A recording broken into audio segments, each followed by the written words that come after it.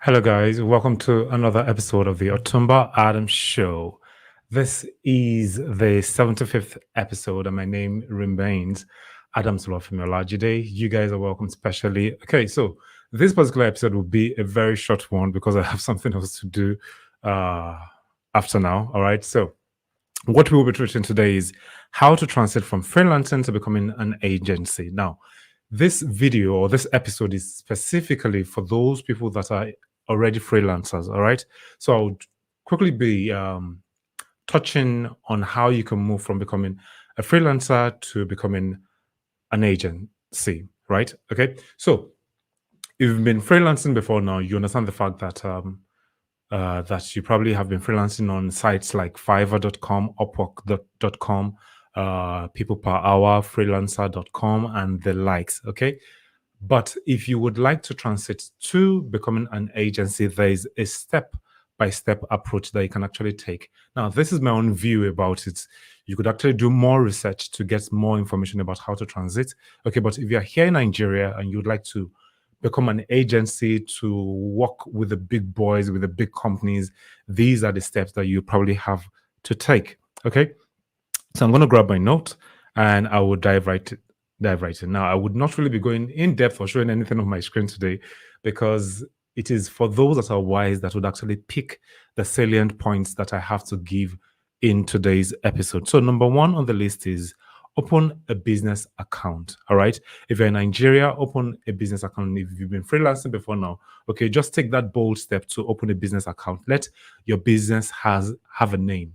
Okay, let your business have a name. Open a business account, and if you feel you have the money, you can also, what's the word? Open a US business name. Okay, you can use sites like firstbase.io and the likes. Okay, to open a US business name. Okay, you could do more research about that, but very, very key. Number one on the list is opening a business account. Now, moving on to number two, you need to have a website, right? Because if you be taken seriously, right, if you want to transit from being a freelancer to becoming an agency, you need to have a website. You need to build your website, and your website would have to contain all the past jobs you've done for other clients, right?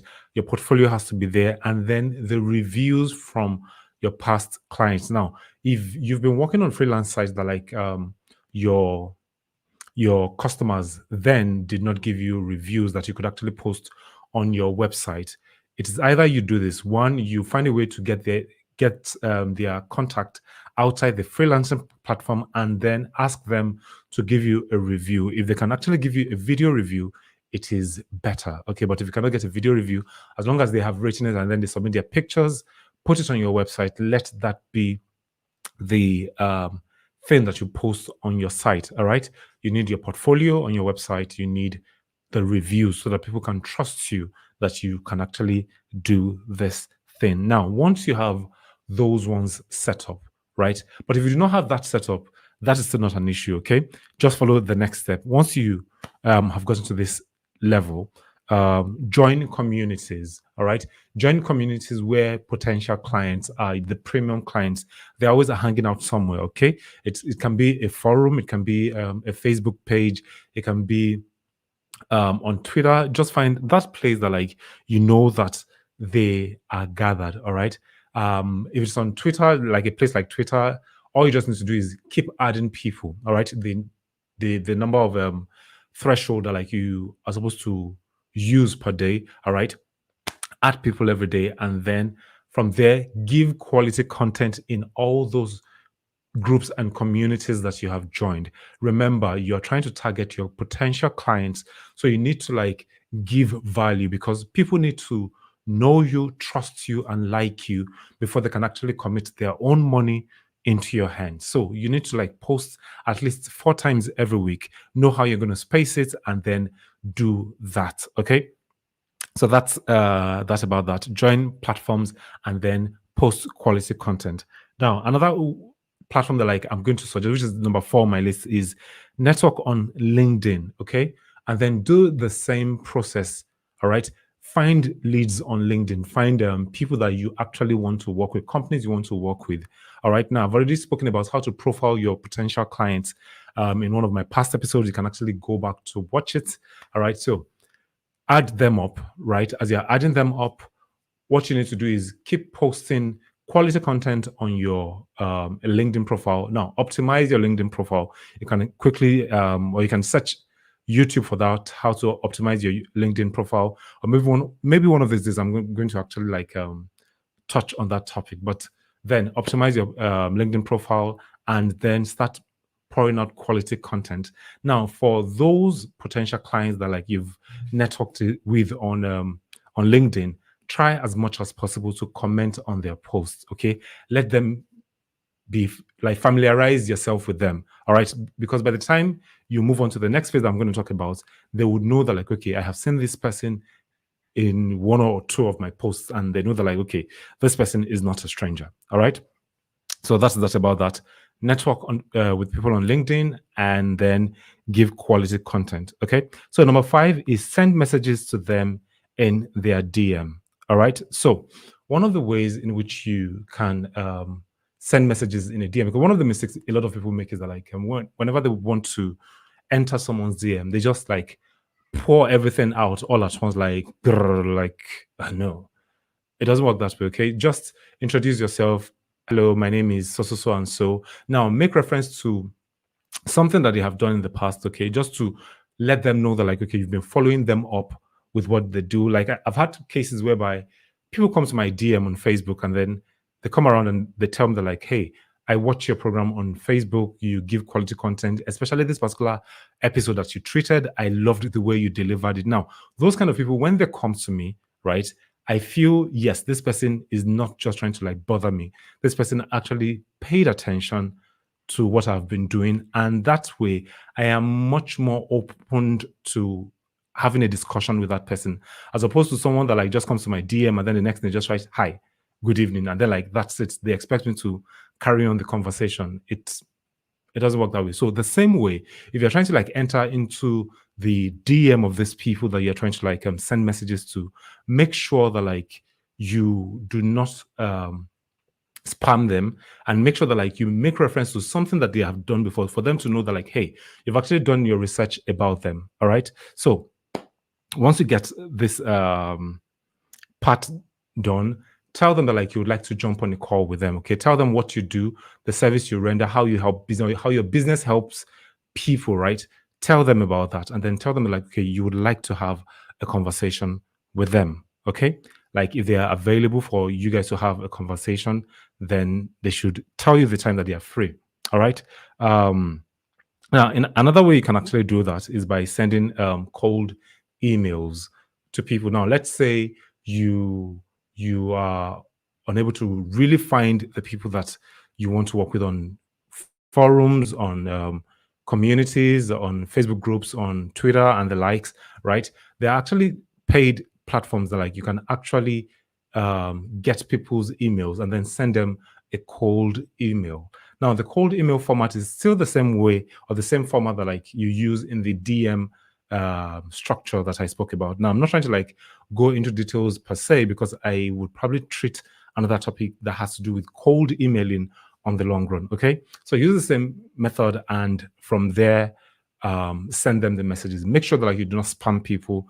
All right, and then send them messages, and not everybody would actually reply you. So you have to like send messages to as many people as possible, but make sure that like you are set to a limited amount of people, so that like your email address will not be flagged as being a person that like sends spam to people. Okay, so your email will not be flagged. So make sure that like you just send, let's say, maximum of 10 emails per day. All right, and then make sure that the email is very, very personal. You're not just trying to like bombard them with copy and paste. Okay, make sure it's very, very personal. All right, so once you're able to do that, once you tell them that like, okay, I would like to get on a call with you, this is what my business is about. Okay, now once some of them, because a lot of them would not really respond, but some of them definitely would, immediately they respond to you. Okay, and then they've given you a time that like they would be free to jump on a call with you. Now, the call could be either on Zoom, it could be on Google Meet, it could actually be via phone call. Okay. If the person is abroad and then you want to meet with them, you can use the Zoom format or you can use the Google Meet. Okay. You do not really have to pay so much with by calling them using an international uh calling an international number from Nigeria. Okay, so you can just use Google Meet or Zoom to have a meeting with them. Now in that meeting, that is where you're going to pitch what you do, what your business is about. Okay, you pitch to them. They're like, hey, for instance, myself, that I create explainer videos. I create explainer videos for I help companies to tell their stories via explainer videos, and this is what I do. This is the process in which I create the explainer videos. This is the software I use, and this is my charges. All right. Now, by the time you do that, for those that will be interested in you, you'll do what they'll tell them. Okay, how much is the amount? Okay, we can work with you. Can you send an invoice? Now, in sending an invoice and getting a payment, this is where the first point that I made mention of comes to play, which is you need to have a business account. Because more often than not, a lot of people do not really like to transact with people who drop their personal accounts. And then if it is from, what's the word now? If it is from a company abroad to Nigeria, okay, it is very difficult for them to send money to your personal account. But if you have a business account, right, you've opened a business name and then you've opened an account with that business name, you can use a site like Flutterwave, all right, to send an invoice to those companies and they would pay you via PayPal, all right? They pay via PayPal and then you can get your money here in Nigeria. On the other hand, right, I made mention of you opening a business account in the US. If you use a site like firstbase.io, there are actually a lot of websites out there, all right? I'm just mentioning one, I'm not endorsing anybody. But if you use a site like that, you can go ahead to open a Stripe account, stripe.com. Now, Stripe is one of the easiest ways to get money from the US and from majority of these first tier countries, right? You use Firstbase. So you open a Stripe account after you've already gotten Firstbase.io. I think it's about $500 to $600 to open a US account. Yeah, I'm not really sure yet, but that's one of the things that like I'm going to be working on the long run. Maybe when I do that, I would come back to give you guys feedback. Okay, so once you have that done, right, you send them an invoice and then you do what? You get on with the job and then you deliver the job. Now, when you work with companies directly, you can charge higher. Now, let's take for instance, now, let's say on freelancing sites, you're actually writing 1,000 words for $20. You could actually do the same thing, the same 1,000 words for $500 or $300, depending on your negotiation skills. All right. Now, that in itself, you are earning much more than what you would have earned having to work on a freelance site. Now you are transiting from, what's the word now, from being a freelancer to becoming an agency. Now, once you get that, once you start delivering jobs, always request for reviews. Always ask them that like, hey, can you please give a review? If you give me a review, probably a video review, I'll give you a discount on your next order with me. Now, that review on its own, you put it back on your website. Okay. Now, this is a marketing strategy. You put it back on your website such that when new people that you're trying to reach out to, telling them about your business, when they come to your website to check your website out, they're like, hey, what is this person about? Or does this person do? And then that company can now see the review from other companies or from other staffs of a particular company. Then it goes to show that like, hey, this person is actually credible. This person, we can actually work with the person and they would trust you enough to be able to drop their money with you. Now, once you've gotten to that point that like you've started getting your 5, 6 clients, I will tell you to scale up. Scale up by doing ads. All right. Find ways to pay for ads and then to get more clients. And then it would also help you to scale up your price. Because let's say, for instance, you are into a writing gig and then you transited from $20 for 1,000 words to $300, right? Over time, as you are building your portfolio, you can actually charge $3,000 for the same 1,000 words, right? Because people know that like you've worked with a lot of companies and you are seasoned, right? And again, you are coming as an agency. They believe that like you're not the only person working. You have a team that is working with you, and that way you would easily be able to transit from being a freelancer and then moving on to becoming an agency. Now, it sounds very simple, but in reality, it takes time, it takes process. Everything I have mentioned so far today is bigger than what it is. I just give you guys the fundamental information that you need to know.